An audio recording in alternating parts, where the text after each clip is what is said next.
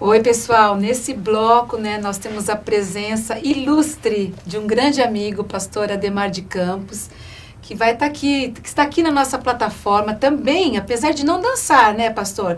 Mas nessa semana de celebração, porque ele faz parte, né, de toda uma história de adoradores, de pessoas que adoram com arte, apesar de não dançar, mas ele é um compositor. Eu danço com a alma, né? Com a alma, justamente. Então, muito obrigada, pastor, pela sua presença. Estou muito feliz mesmo de você estar fazendo parte, né, dessa semana que nós estamos, além de completando 1 ano de plataforma, mas de comemorando, né, o Dia Internacional da Dança. Então, muito obrigada mesmo. Eu queria, pastor, que você falasse um pouquinho do seu ministério, de quanto tempo, de como começou. Você pode falar isso pra gente, por favor? Posso, claro.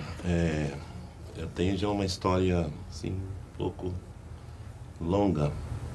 Em 1974, eu tive uma experiência de conversão muito forte a Cristo, num acampamento de jovens, né? Eu era jovem, né?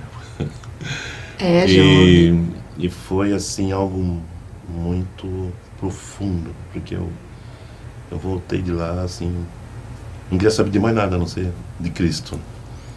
E logo em seguida, eu já fui, 2 meses depois, eu fui batizado nas águas, tive uma experiência muito forte com o Espírito Santo e comecei a compor. Foi tudo assim muito rápido na minha vida.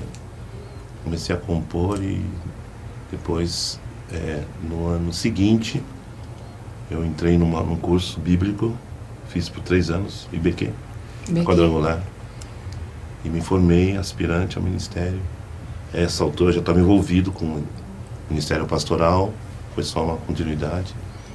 E depois disso eu acabei me firmando no ministério um tempo integral.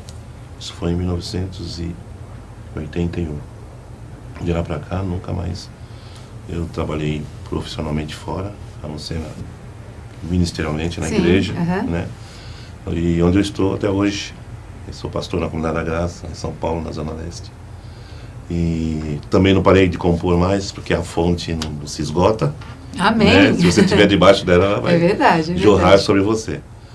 E fui gravando discos, né? Naquela época eram os LPs e as fitas. Eu sou da época do LP, sim, né? Fita cassete, né? E depois a gente foi evoluindo. São 25 trabalhos hoje. Que bacana.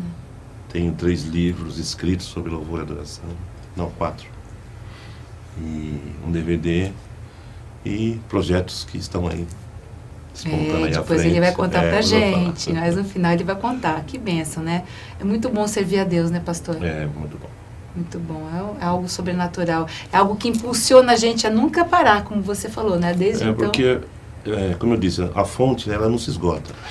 Então você recebe, e você não consegue reter tudo que você recebe, então você tem que distribuir, né? E é o que tem acontecido conosco. Que bom, que Deus continue te abençoando, pastor. Amém. Vamos às perguntas, né, dos nossos alunos e seguidores da plataforma EAD que fizeram ao pastor Ademar de Campos. Então, a Vivian Brasil, me achará, né, Vivian Brasil, da cidade de Manaus, perguntou assim: o que você acha de homens dançando na igreja e aonde você acha que vão os limites? Bom, eu não, assim, pessoalmente eu não vejo nenhum problema com relação ao gênero, se é homem, se é mulher, porque parece que é uma vinculação muito forte, né, da dança ser algo ligado ao sexo feminino.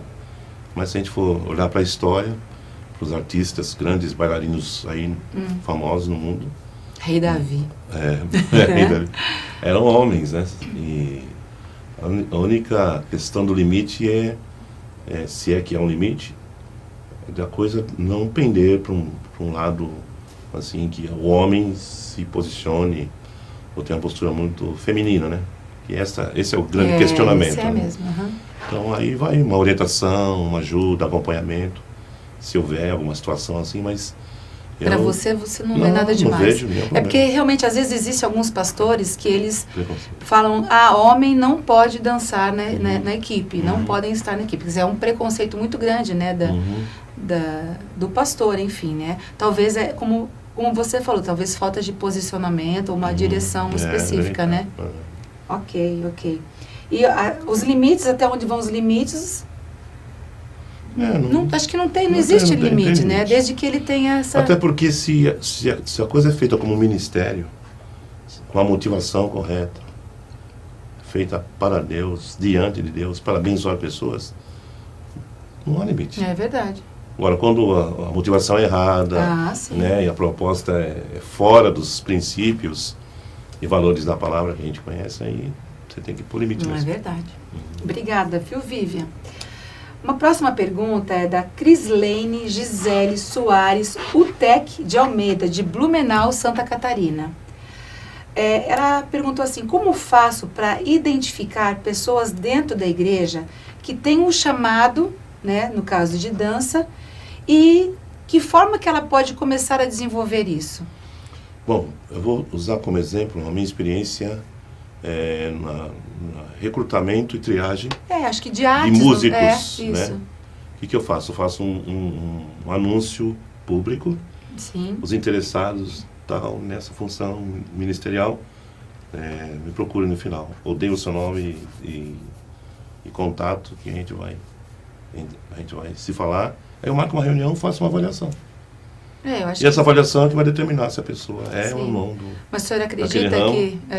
E se de repente também surge a possibilidade de você fazer um treinamento, um curso. Isso é importante, né? Para pessoas que têm É. uma tendência para isso, tem facilidade. É porque eu acho que o que é importante é que eles possam caminhar junto né, com a sua visão, né, e com aquilo que o senhor acredita que isso seja uma forma de ter comunhão entre a equipe, de ser servo de Deus, de pregar o evangelho através, no caso, da música, né? Então, são os objetivos principais, né? Isso. Mas é importante que a gente... Você está falando de treinamento. Treinamento é uma coisa que não se acaba.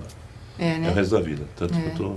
É porque muitas vezes as pessoas perguntam mesmo assim, como que a gente identifica... Sabe que às vezes eu respondo, eu posso estar errada, mas eu falo que às vezes a gente só conhece uma pessoa caminhando. É verdade.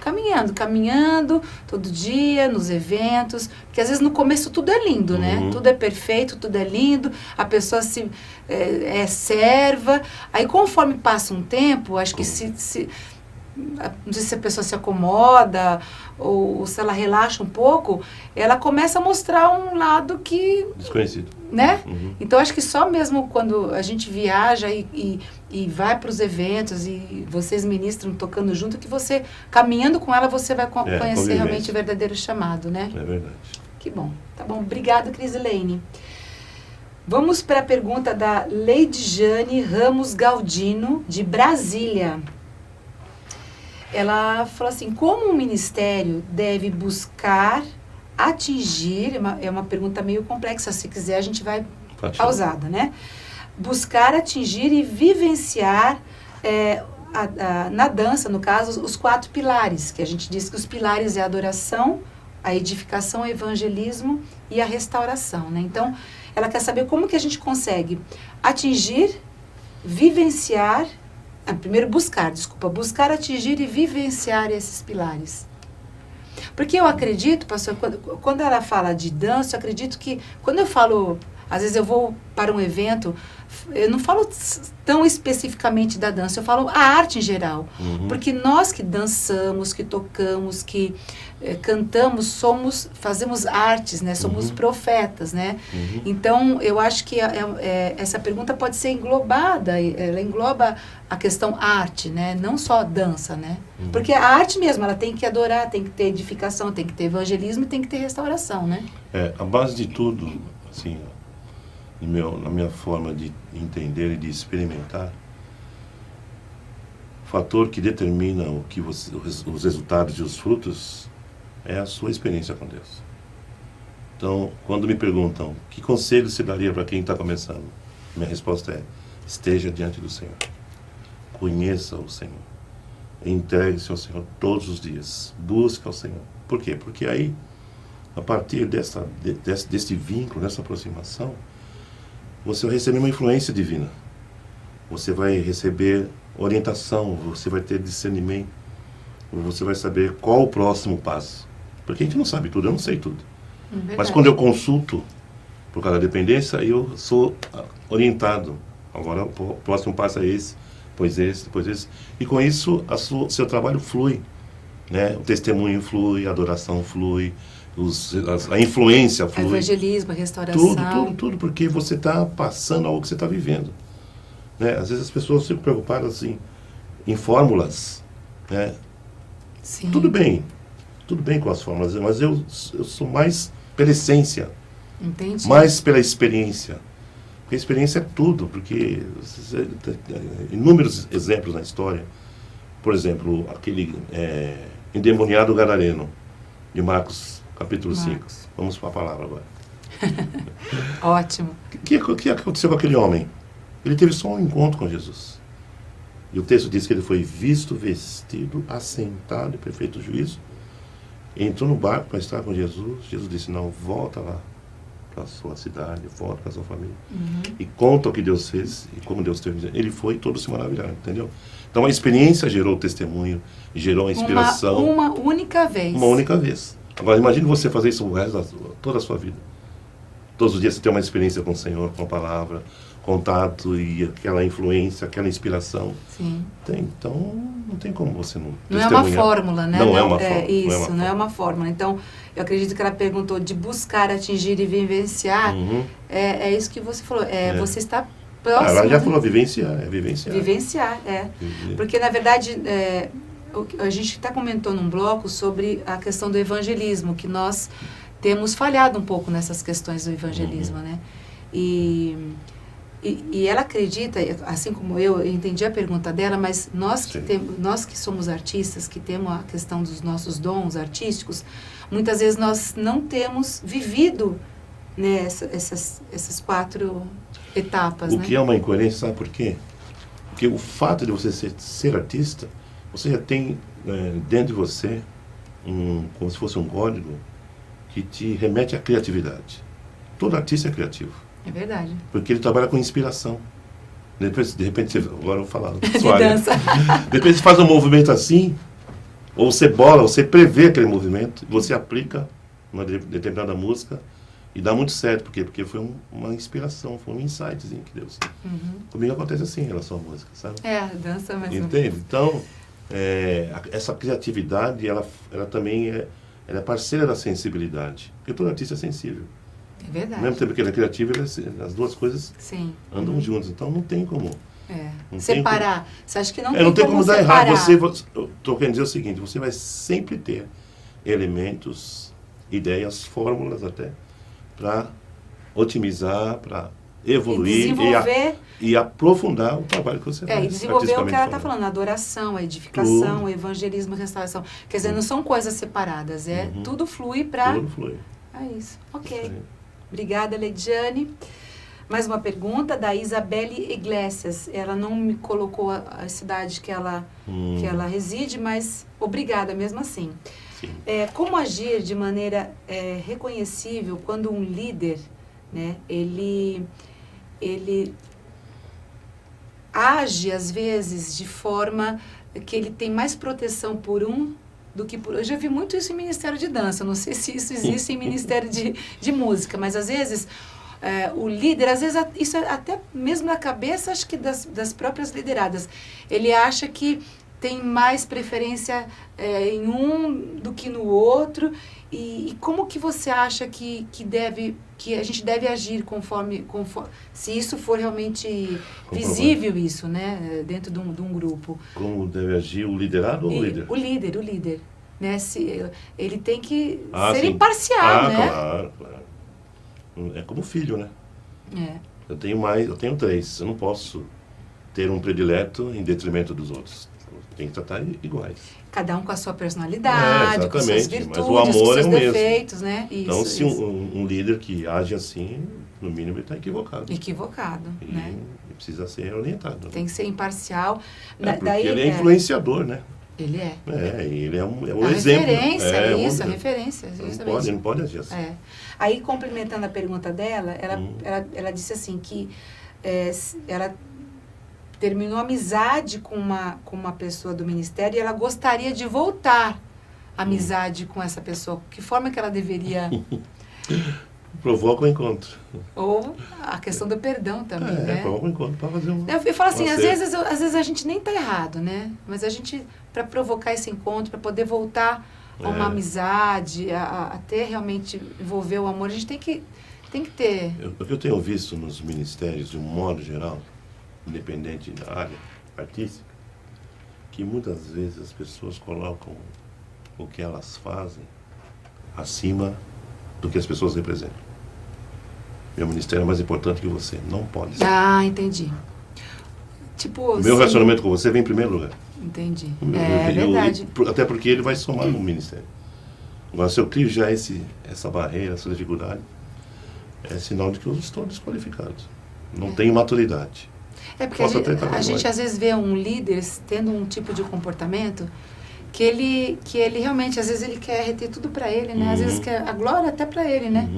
E acaba até criando uma inimizade o líder ele tem que saber como por isso que ele é líder. Lidar com isso. Não, mas se ele é líder, porque Deus exaltou ele, certo? Sim, mas o que eu quis dizer é o seguinte, o fato dele ser líder, ele tem que saber lidar com as diferenças, com as pessoas. Sim. Líder lidar. Líder lidar. Ele tem que saber administrar, tratar todo mundo com o mesmo Mas amor. às vezes eles acham que ser líder é um cargo, uau!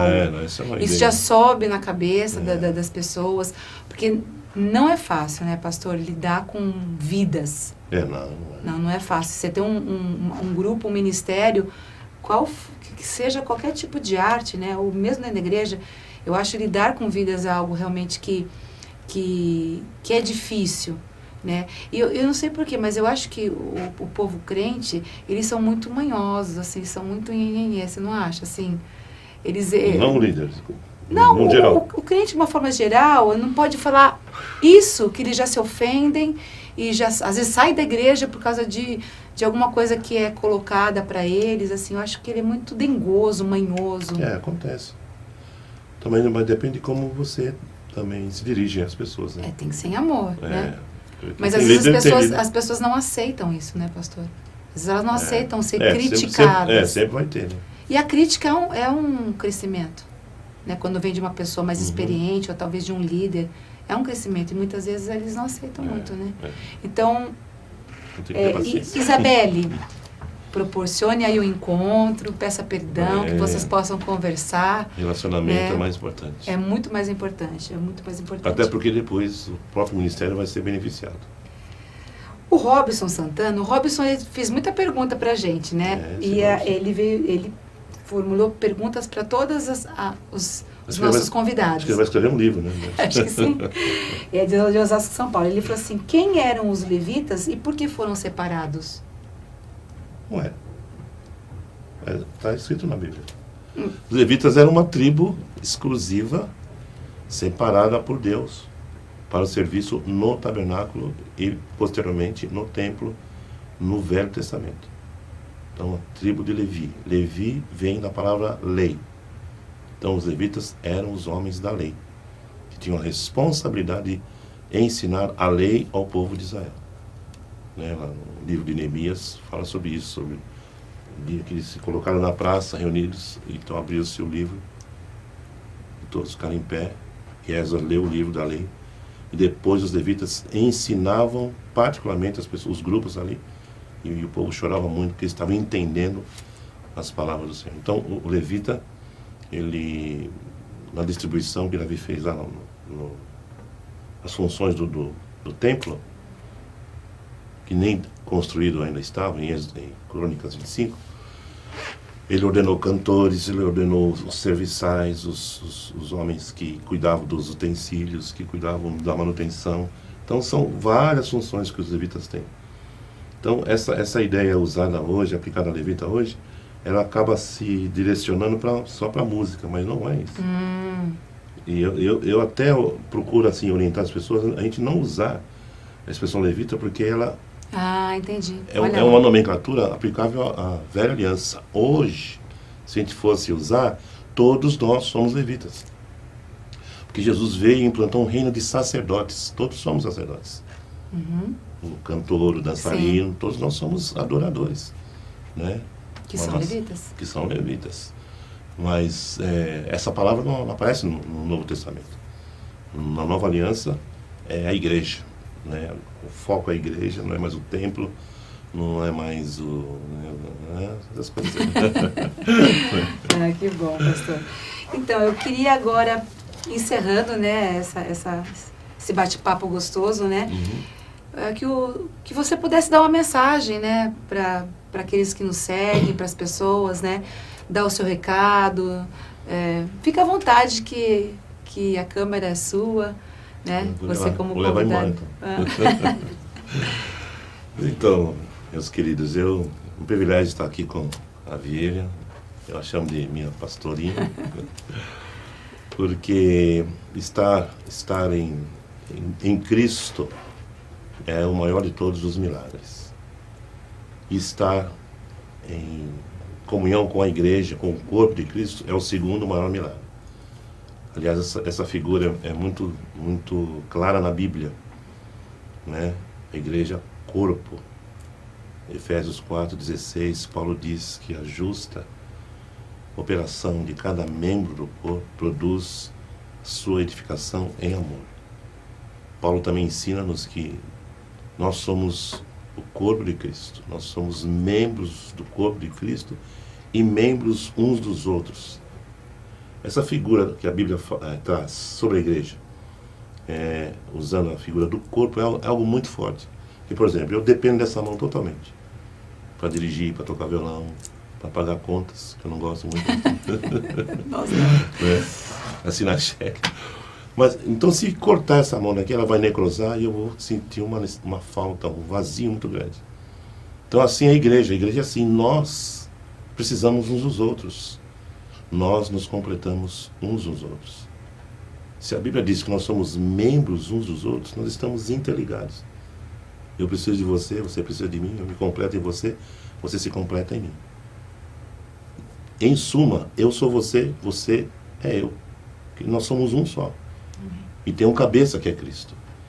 É nesse sentido, Vivian, que eu vejo o valor da ceia, Santa Ceia do Senhor.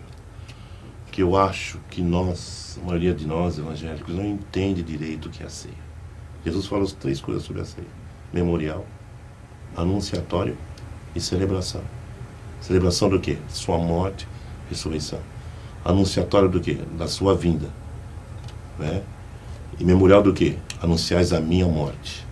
Então, memorial relacionado à sua morte, que nos possibilita ser o que somos hoje. Então, se a gente for tomar ceia com esta consciência, eu tenho falado assim, o dia que eu for pastor de uma igreja assim, mesmo, né, local, eu vou instituir culto de Santa Ceia todos os domingos. Por causa disso que eu acabei de falar. Porque que é a ceia? É você repartir vida, celebração da morte do nosso Senhor. Isso tem que ser celebrado todos os dias, não só uma vez ao mês, como a gente tradicionalmente faz. Que Cristo é a nossa vida. Olha, estou cantando aqui. O motivo do louvor, né? Então, Cristo é a minha vida, Cristo é a sua vida. Não só no culto de domingo ou de terça. É verdade. Segunda, terça, quarta. Jesus é a minha vida todo tempo. Todo tempo eu posso louvar o Senhor. Todo tempo eu posso beber da fonte. Todo tempo eu posso falar do Senhor às pessoas. Até no avião, né? Quando estou viajando. É verdade. Surge lá as oportunidades. É verdade. Né? Quando surge, sim. Então, Cristo... A igreja de Atos estava junta todos os dias, no templo e nas casas. Em todos eles havia abundante graça, sinais e maravilhas se faziam. Todos os que criam estavam juntos, tinham todas as coisas em comum, e eles louvavam a Deus, diz o texto. Caíam na graça de todo o povo, e Deus acrescentava à igreja aqueles que haviam de se salvar. Então, esse é o entendimento e a experiência que eu tenho desejado, experimentado como cristão, né, como pastor, como ministro, de ser a igreja. Eu até tenho procurado ajudar as pessoas a eliminar essa expressão, eu vou à igreja. Porque como é que você vai ver se a igreja é você? Então você vai em você mesmo? É verdade. Então é uma questão de mentalidade, de paradigma equivocado que a gente adquiriu. Não se trata de achar o culpado, quem é o culpado, vou matar ele. Não é isso. É questão de você ser o que a Bíblia diz que você é. E o que a Bíblia diz que eu sou? Membro do corpo de Cristo. Pedras vivas, casa espiritual, sacerdócio santo. 1 Pedro 2,5. Olha, gente, eu vou parar por aqui, senão vocês vão ter que... Imagina, vamos fazer uma vigília aqui. Não tem é um prazer, pastor. Também quando é um assunto que está quente no coração, um prazer. A gente quer compartilhar. O pastor tem desenvolvido um trabalho muito bacana. Fala do seu projeto, Adoração Sem Fronteira. Qual deles, né? São tantos. Começamos, semana passada, uma escola de ministros lá em Salvador, na Bahia. E a proposta dessa escola, chamada Adoração Sem Fronteira, é de treinamento e de capacitação para ministros de louvor das igrejas, né? No caso, lá de Salvador, onde a gente começou a escola. E começou assim por uma cristocidência, porque eu tenho muitas amizades, muito envolvimento com a igreja lá na Bahia, e há uma sintonia, um carinho, uma amizade muito forte com pastores, com músicos, com famílias, desde quando eu fui lá a primeira vez, há 28 anos atrás, faz tempo. Aí começou a construir essa ligação forte. E no ano passado eu fui convidado a me mudar para lá, pelos pastores de lá, alguns pastores, para começar um trabalho com os músicos e artistas baianos que estão se convertendo. Então, aí nasceu essa escola. Tivemos a aula inaugural sábado agora. E agora, mês que vem, vamos ter a segunda aula até novembro. Uma vez por mês eu estarei indo lá. E junto com esse projeto, tem um outro projeto. Fale desse aí também. Mas você sabe qual é o outro? Eu acho que eu sei. Junto com esse da escola, tem um projeto de evangelismo com artistas da Bahia. Não, esse eu não sei. Tá vendo? Então tem outros. Cheio dos projetos. E o que é interessante é que Deus abriu as portas para nós usarmos uma sala do estúdio WR, lá na Bahia, que foi o estúdio que divulgou a música baiana pelo mundo. Onde tudo começou, esses artistas aí, Ivete, começou lá com Luiz Caldas, lá atrás. Depois foi vindo. E Deus pôs a gente dentro desse lugar para fazer o quê? Sabe o quê? Culto. Violão. Olha só. Sentadinho, assim, o povo senta no chão, a gente começa a cantar, adorar, 1h30, 2 horas. Isso aí, agora nós vamos começar a convidar. Que bom, eu os quero artistas, ir. Você vai, quero. Para a gente abençoar aquela cidade. Deus, como os baianos dizem, o útero do Brasil, né? Porque a nação nasceu lá. Então, nasceu mesmo. Creio que Deus tem tem um negócio para fazer lá e eles estão me chamando de sótero paulistano. Já nomearam. Né? Já. Me batizaram. Então, estou muito feliz com tudo que Deus está fazendo na minha vida. Não quer falar do seu projeto dos 40 anos? Tá vendo? Ela sabe mais que eu. Esse ano estamos preparando o lançamento de um trabalho assim, diversificado, que inclui livro, inclui um blog, inclui 3 DVDs, inclui 2 CDs, comemorativo aos 40 anos de ministério. Na verdade são 43, mas a gente arredondou para o 40.